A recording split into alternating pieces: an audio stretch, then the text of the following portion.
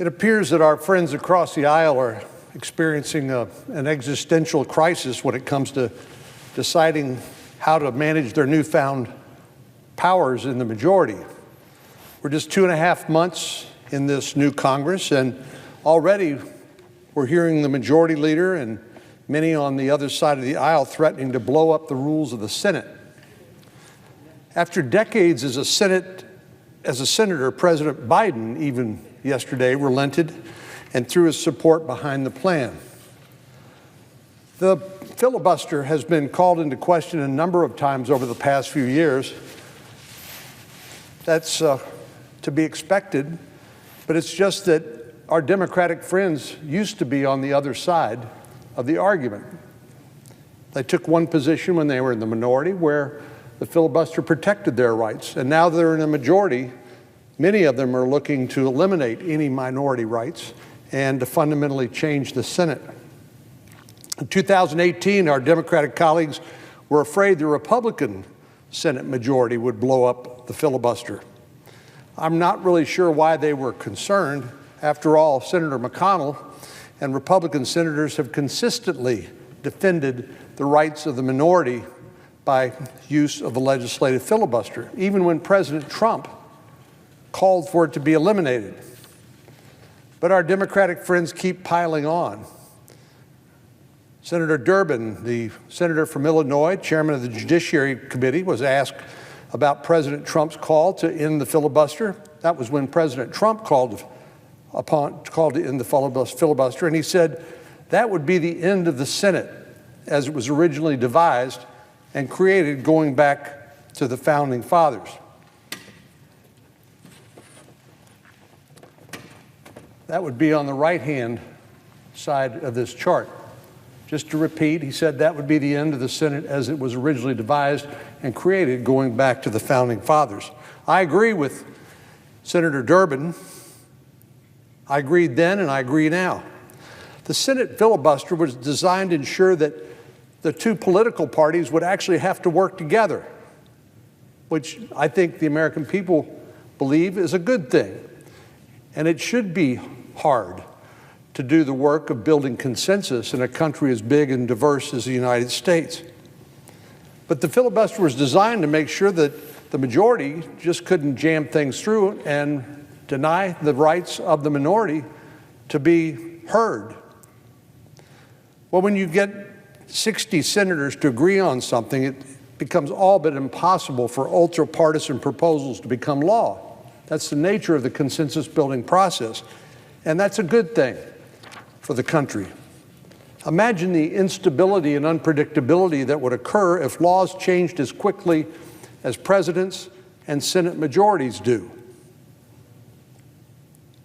Just 4 years ago, Republicans controlled both chambers of Congress and held the White House. 12 years ago, our Democratic colleagues controlled all three. The filibuster was designed to encourage, again, consensus building on a bipartisan basis and to provide some stability between those transitory majorities and changing presidents. And that is a good thing, like I said, in a country where a political party in control is constantly changing and ensure that a minority viewpoint cannot be steamrolled. Our Senate Democrat friends have certainly benefited from the protections of the filibuster over the last 6 years. They filibustered countless bills on everything from pandemic relief to police reform. But now it appears that our Democratic colleagues, at least their leadership, have flip-flopped. The political tides have shifted, and since the radical left wants to get rid of the filibuster, so do they. In a floor speech earlier this week, this same senator, Senator Durbin, our friend from Illinois, said the filibuster is not the guarantor of democracy. It has become the death grip of democracy. Pretty dramatic conversion from 2018 to 2021. What's changed? Well, the majority's changed. Republicans controlled the majority when he thought the filibuster was a good thing. Now, when Democrats control the majority, he thinks it's a bad thing.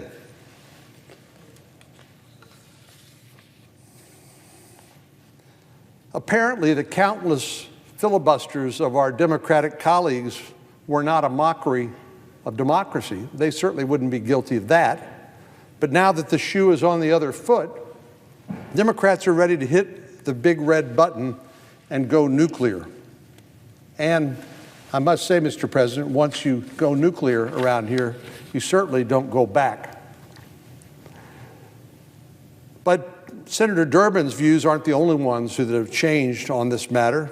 As I mentioned, former Senator, now President, Joe Biden finally changed his views as well. For decades, he was a staunch defender of the institution. When he was asked about removing the filibuster, going nuclear, he said, "This nuclear option is ultimately an example of the arrogance of power. It is a fundamental power grab by the majority party." Well, that's certainly not mincing your words. And this isn't some long ago abandoned view of his.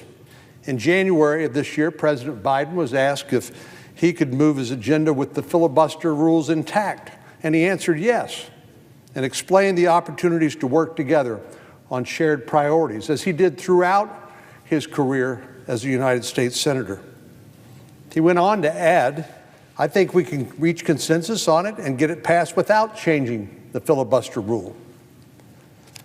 But now the pressure has been put on both President Biden and the Democratic leadership in the Senate to endorse a rules change, not by the ordinary course of rule changes, but by the nuclear option. We know that there are unpredictable consequences of changing the rules in a place where your power, where your majority is never guaranteed. Chipping away at the rights of the minority may help you today, but you'll live to regret it when the shoe's on the other foot. But it won't take a shift in the majority for our Democratic colleagues to see the disastrous consequences of going nuclear on the filibuster rule. Because if anybody needed a reminder, we have a 50-50 Senate, 50 Democrats and 50 Republicans. Yesterday, Senator McConnell, the Republican leader, somebody who's been around this institution a long time and understands it better than almost anybody I know, he reminded our colleagues, this is an institution that requires unanimous consent to turn the lights on before noon. Unanimous consent is literally the grease that helps the machine run. In order to accomplish even the most mundane tasks in the Senate, you need an agreement. And most of the time, it's easy because it's not controversial, it's not partisan, it's the right practical thing to do. But you need compromise. And, Mr. President, you need a quorum. This rules change being floated wouldn't clear a path for productivity in the Senate. It is an invitation to futility. If our Democratic colleagues take the unprecedented step of blowing up the filibuster, they can expect to be met with an unprecedented response. Republicans will not sit idly by while Democrats take an axe to the rules in order to advance a partisan agenda. If Democrats go down this road, they will have no one to blame but themselves for the consequences of a horrible miscalculation. Mr. President, on another matter, as we know, it's been more than a year since the term COVID-19 became a part of our daily vocabulary. Over this last year, families have lost loved ones, millions of workers have lost their jobs, Main Street businesses have shuttered, and our healthcare workers have endured unimaginable stress and heartbreak. 1 year ago, the majority of Americans were hunkered down at home in order to stop the spread of this deadly virus. And today, while we continue to follow the common sense public health guidelines to stop the spread of the virus, we're finally experiencing some hope. With 3 successful vaccines now being administered throughout the country, the light at the end of the tunnel gets bigger and brighter every day, and I know we are all grateful for that. More than 27% of Americans 18 and up have received at least one dose of the vaccine. That includes nearly 2/3 of people over the age of 65, one of the most vulnerable cohorts. We have every reason to be optimistic that brighter days are ahead, but we are not out of the dark yet. In the coming months, we need sound leadership from public health officials who have the experience and the expertise to guide us through these final critical months. Unfortunately, President Biden has nominated someone who is unprepared to lead that charge. The president has chosen Javier Becerra to be his Secretary of Health and Human Services. As we know, the Secretary of Health and Human Services is one of the top generals in the war against COVID-19. The department coordinates the healthcare providers, state and local officials, researchers, and the American public to respond to a crisis like this. For everything from COVID-19 testing to treatment and therapeutics to vaccinations, HHS is actually in charge. The department disperses funding, it determines how many vaccines go to each state, it leads efforts to boost public confidence in the vaccine, and so much more. But that's not even including the long list of non-pandemic responsibilities for the department, including everything from overseeing Medicare and Medicaid to regulating prescription drugs. So what life experience does Mr. Becerra have that makes him qualified to lead these efforts? Well, he's not a doctor, he's not a public health expert, he's never even worked in a role that's remotely related to health care. In fact, his only semi-relevant experience is the range of lawsuits he's filed as Attorney General of his home state of California. Mr. Becerra led a group of attorneys general in opposing the Texas lawsuit in Texas versus Azar. The case attempted to reinstate the individual mandate penalty, which was removed by the Tax Cuts and Jobs Act. He also led a case attempting to overturn protections for religious groups, such as the Little Sisters of the Poor, that don't offer coverage for contraceptives in their group health insurance plans. He sued them. Well, no surprise, the Supreme Court ultimately ruled 7-2 in favor of the Little Sisters of the Poor. And as we know, Mr. Becerra's radical policy objectives date long before his time as Attorney General. As a member of the House, he took extreme views on abortion. He opposed legislation that would ensure that babies who were born after a botched abortion would receive medical treatment just like any other patient. He opposed a bill to prevent taxpayer dollars from being used for abortions, the Hyde Amendment, which has been the bipartisan consensus for at least since late 70s. He even opposed legislation to make it a crime to harm or kill an unborn child during the commission of a violent crime. In 38 states, including his state of California, they already have similar protections.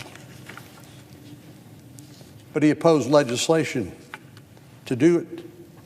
Unlike the majority of President Biden's nominees that received bipartisan support by both the committees of jurisdiction and the full Senate, there's no bipartisan chorus singing the praises of Mr. Becerra. Put simply, he is a partisan warrior who lacks the experience to lead HHS during normal times, let alone during a pandemic. We are at the 10-yard line in the pandemic. Now is not a time to give the punter a chance to try out as quarterback just because he happens to be friends with the coach. Mr. President, I will oppose the nomination of Mr. Becerra and encourage my colleagues on both sides of the aisle to do so as well. The American people deserve an experienced Health and Human Services Secretary, and this nominee does not fit the bill. Mr. President, I yield the floor.